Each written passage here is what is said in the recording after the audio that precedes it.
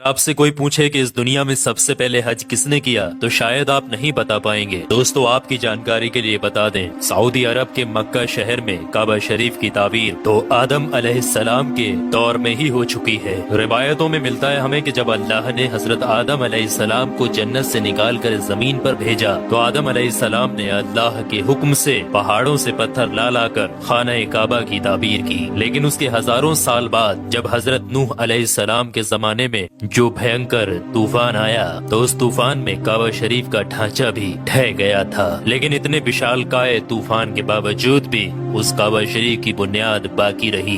دوستو آج سے تقریباً 4000 برس پہلے مکہ کے اندر کوئی بھی نہیں رہا کرتا تھا۔ پھر حضرت ابراہیم علیہ السلام اللہ تعالیٰ کے حکم سے اپنی بیوی حضرت ہاجرہ اور بیٹے حضرت اسماعیل علیہ السلام کو لے کر روانہ ہو گئے اور اس مقام پر پہنچے جہاں پر آج مکہ واقع ہے۔ اس دور میں وہاں پر نہ کوئی عمارت تھی، نہ پانی، اور نہ ہی یہاں پر کوئی رہا کرتا تھا۔ درختوں کے نام پر صرف ببول وغیرہ کی جھاڑیاں ہوا کرتی تھی۔ حضرت ابراہیم علیہ السلام نے بیوی اور بچوں دونوں کو یہاں بیٹھا دیا، تھوڑا سا پانی اور کھجوروں کو بھی پاس میں رکھ دیا، اور پھر آپ علیہ السلام شام کی طرف چلے گئے۔ حضرت ابراہیم علیہ السلام دوسری بار جب مکہ شریف آئے تو قیام نہ کیا، لیکن جب تیسری بار تشریف لائے تو حضرت اسماعیل علیہ السلام سے فرمایا کہ بیٹا اللہ تعالیٰ نے مجھے ایک حکم دیا ہے۔ تو حضرت اسماعیل علیہ السلام نے کہا تو اطاعت کیجیے۔ تو حضرت ابراہیم علیہ السلام نے کہا کہ اللہ تعالیٰ نے مجھے حکم دیا ہے کہ یہاں پر ایک گھر بناؤ۔ گھر کی تعمیر شروع ہو گئی۔ حضرت اسماعیل علیہ السلام پتھر لاتے جاتے اور حضرت ابراہیم علیہ السلام بناتے جاتے تھے۔ جب تعمیر ذرا بلند ہو گئی تو حضرت اسماعیل علیہ السلام ایک پتھر کو اٹھا کر لائے جو کہ حضرت ابراہیم علیہ السلام اس پر کھڑے ہو کر تعمیر کر رہے تھے۔ یہی مقام ابراہیم بھی ہے۔ یہ باپ بیٹے دیوار کو اٹھاتے جاتے تھے اور دعا کرتے جاتے تھے، اے پروردگار ہم سے قبول فرما، تو سننے اور جاننے والا ہے۔ انہوں نے گھر کی تعمیر نہ مٹی سے کی اور نہ چونے سے، بس پتھر کے اوپر پتھر رکھتے چلے گئے، اور نہ ہی چھت بنائی اور نہ کوئی اس کا دروازہ۔ اور پھر بعد میں الگ الگ زمانے میں پھر بیت اللہ کی تعمیر ہوئی، قریش نے بھی تعمیر کی اور ان کے بعد بھی ہوئی۔ کہتے ہیں کہ اس وقت اسماعیل علیہ السلام کی عمر 20 ورش تھی۔ حضرت ابراہیم علیہ السلام نے بیت اللہ کے پہلو میں بکریوں کا ایک باڑا بھی بنا دیا تھا اور اس کے اوپر پہلو کی چھت ڈال دی تھی۔ پہلے بیت اللہ کی جگہ پر ایک سرخ رنگ کا ٹیلا تھا، اکثر سیلاب اسے ادھر ادھر سے کاٹتا رہتا تھا۔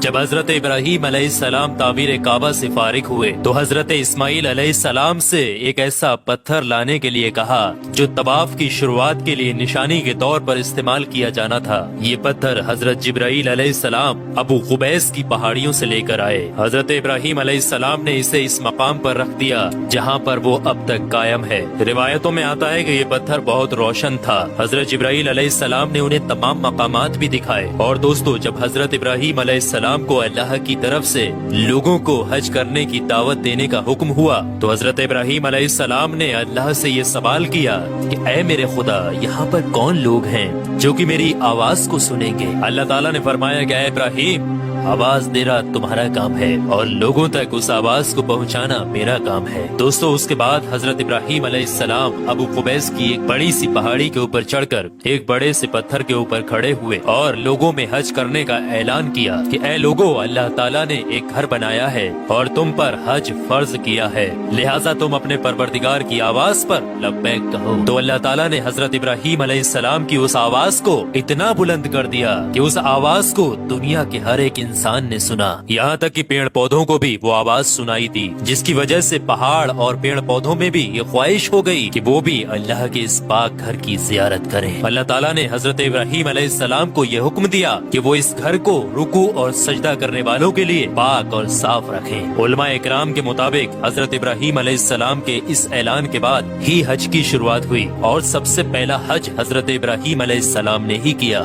روایات کے مطابق رسول اللہ صلی اللہ تعالی علیہ وآلہ وسلم نے فرمایا کہ اللہ کے اس گھر پر اللہ کی رات دن 120 रहमतें नाजिल होती हैं। 60 रहमतें तवाफ करने वालों के लिए, 40 नमाजियों के लिए और 20 अल्लाह के घर को देखने वालों के लिए। हजरत हसन बिन अदिया फरमाते हैं कि हमने रसूलुल्लाह सल्लल्लाहु अलैहि वसल्लम के इस कौल पर गौर किया। मालूम हुआ कि ये सब रहमतें दर हकीकत तवाफ करने वाले के लिए हैं कि वो तवाफ करता है, नमाज भी पढ़ता है और काबा की तरफ देखता भी है। किसी ने क्या खूब कहा है, खाना काबा में तरह तरह की फजीलतें हैं, घर वाला ही उन्हें जानता है। जो कोई भी यहाँ पर अपनी खताओं से डर कर आया, अल्लाह उसकी हिफाजत करता है। ताहिरुल करबी लिखते हैं कि खाना काबा 11 मरतबा ताबीर हुआ है। हजरत आदम अलैहिस्सलाम ने बनाया, हजरत शीश अलैहिस्सलाम ने ताबीर किया, हजरत इब्राहिम अलैहिस्सलाम ने ताबीर किया, अमालका ने बनाया, जुरहम ने तामीर किया, कसी ने तामीर किया, कुरैश ने बनाया,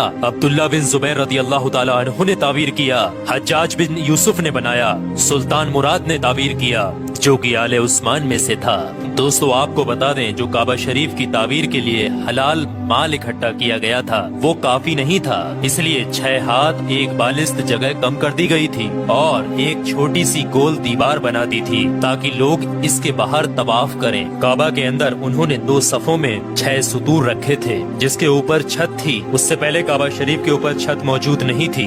दरवाजा एक रखा था। छत की बुलंदी 18 हाथ थी। हजरत जुबैर रदियल्लाहु ताला अन्हु ने काबा शरीफ की छत की बुलंदी 27 हाथ रखी ताकि अर्श के मुनासिब हो जाए। एक दरवाजा दाखिले के लिए और एक बाहर जाने के लिए बनाया। दोनों दरवाजे सतह जमीन के बराबर थे। दोस्तों आपको बता दें, जिस दिन काबा शरीफ की तामीर मुकम्मल हुई वो दिन बहुत अजीब था। उस दिन बहुत सारे गुलाम आजाद किए गए और बहुत सी बकरियां ज़िबा की गयी। तो दोस्तों अब आप लोगों को समझ में आ गया होगा कि काबा शरीफ की तामीर किस किस तरीके से, किस किस वक्त में किस किस ने की और सबसे पहला हज किसने अदा किया। तो काबा शरीफ से जुड़े हुए कुछ रहस्यमयी चीजें मैंने आपके साथ शेयर की है। अल्लाह से दुआ है कि हम तमाम लोगों को हज करने की तौफीक अता फरमाए।